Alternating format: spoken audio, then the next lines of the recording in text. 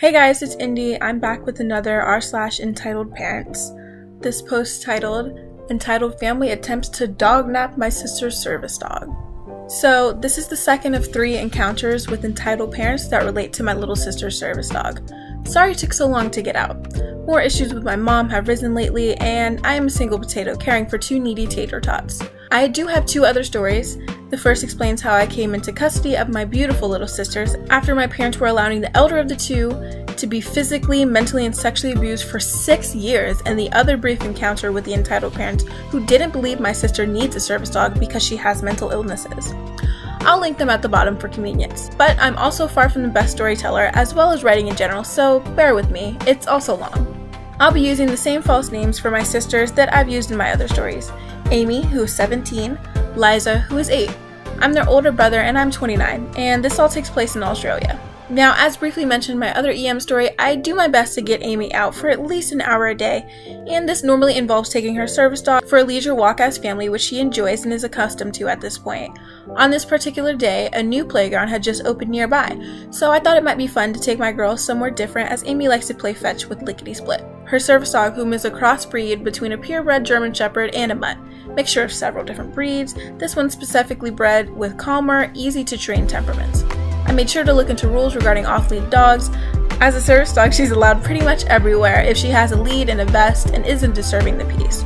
This was nearby a field where off-lead dogs were, but the area around the playground only allowed on-lead dogs, which is normal for my area. So, armed with doggo doo-doo bag, sunscreen, water, and Lickety Split's vest and lead, we drive off to the new park. New areas do make Amy anxious, so we walk around a bit to help her get a better understanding of where everything is during this time. Lickety Split has her vest and lead on, dutifully walking at Amy's pace like the best doggo she is.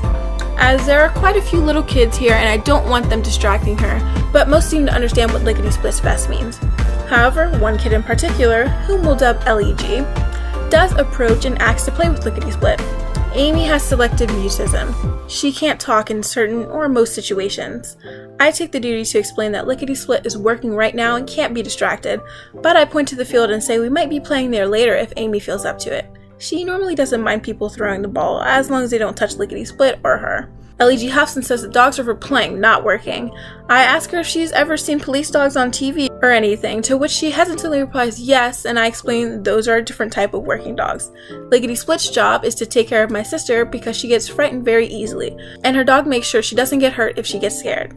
The LEG then turns to Amy, who is a bit fidgety and keeps tugging on my shirt, her silent signal that she wants to move away from this, while Lickety Split is in her alert stance. She has a feeling something around could trigger Amy or cause her harm. The LEG then throws her arm up and shouts, "Boo!"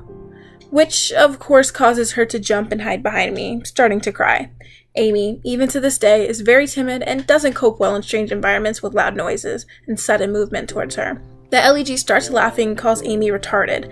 Liza, who is very protective of her big sister, then pushes the girl and scolds her for being mean, and I decide that we've all had enough of this girl and hurry my sisters along so we can find somewhere for Amy to calm down in peace. We find an area out of sight from the LEG and I set Amy down on a bench in the shade where I can work towards calming her down before deciding if we should just go home.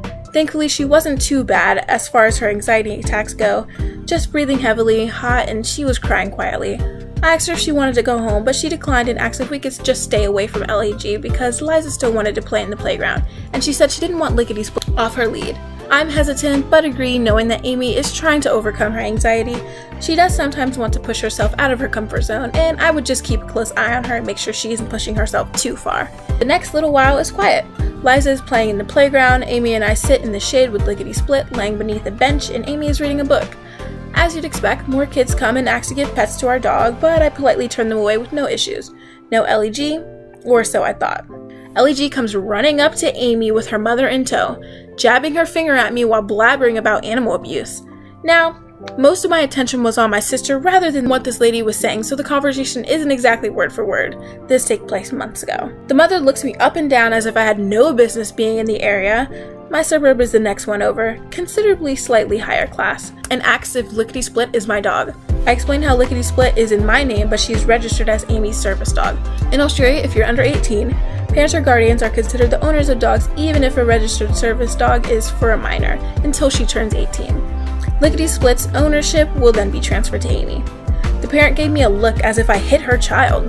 She then snarls at me something along the lines of, "How dare you make an innocent animal work and brainwash it into doing nothing more than follow you around for your demands?" I just shrug and tell her that she's entitled to that opinion and ask her to leave as she was upsetting Amy. She then demands I hand the dog over to her as a dog as spectacular looking as mine should not be forced into slavery. I give a simple nope and wave her off. She leaves, surprisingly, with her daughter complaining about how she wants a dog that is well behaved enough to sit like Lickety Split is. About a half hour passes and we were packing up to leave. Amy quietly asks if we can throw the ball just a little for Lickety Split because she doesn't feel it's fair for her dog to miss out on the fun.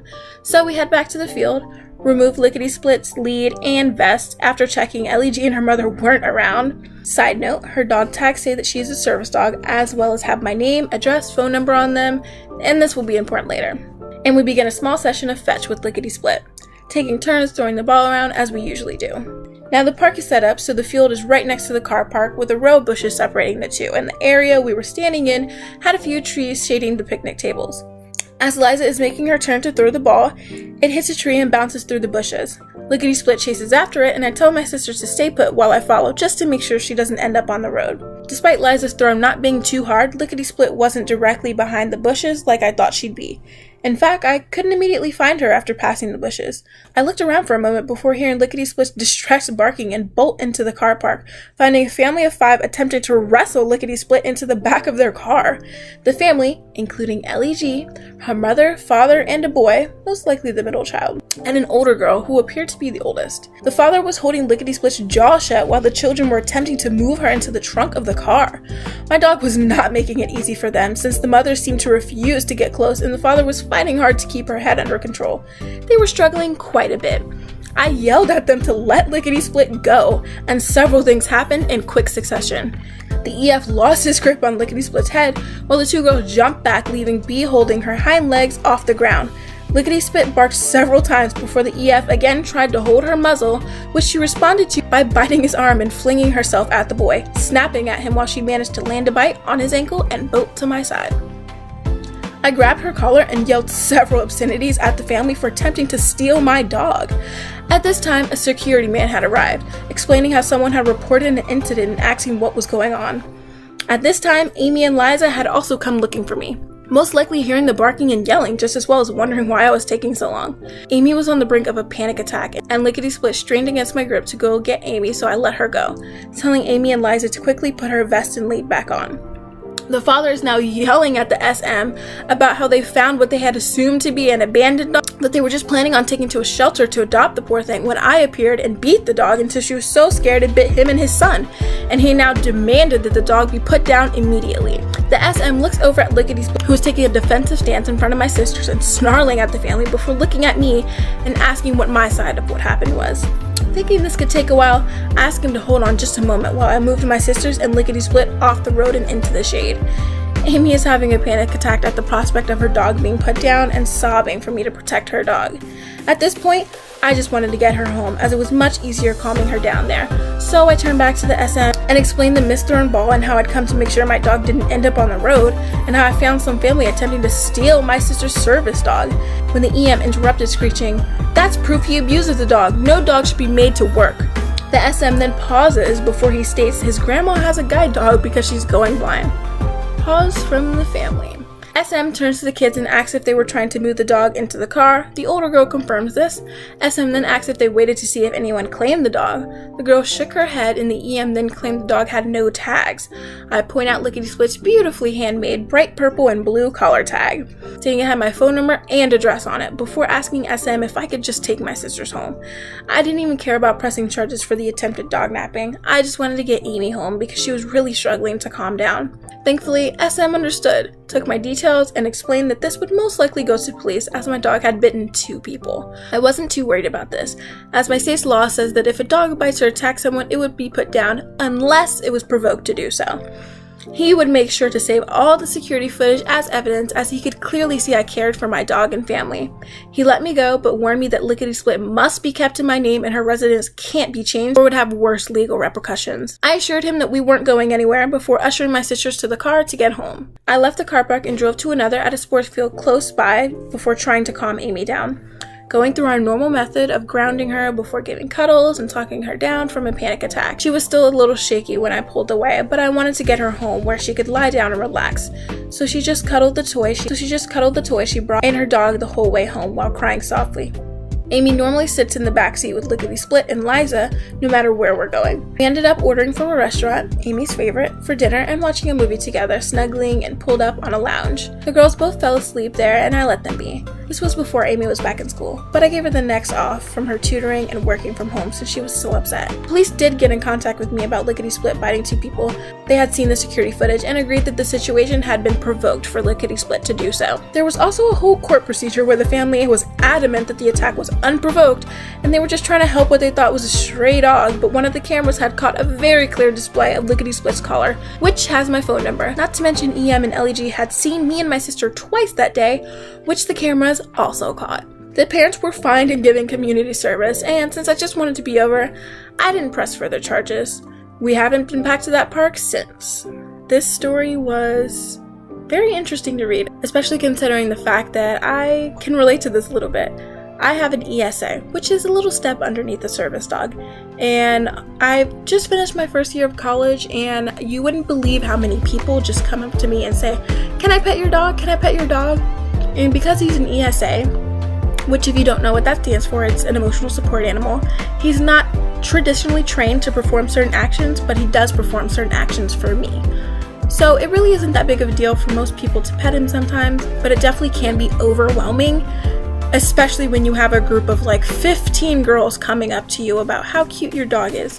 Which, I mean, my dog is pretty cute. Maybe I'll insert a picture of him. But at the same time, it's like, you can clearly see that he has his little vest on. Maybe it's not the best time to approach and ask for a pet. There's 2 other stories that are before this one about this same girl and her service animals, so let me know if you want to hear those too. But anyways, that's it for today, guys. Bye!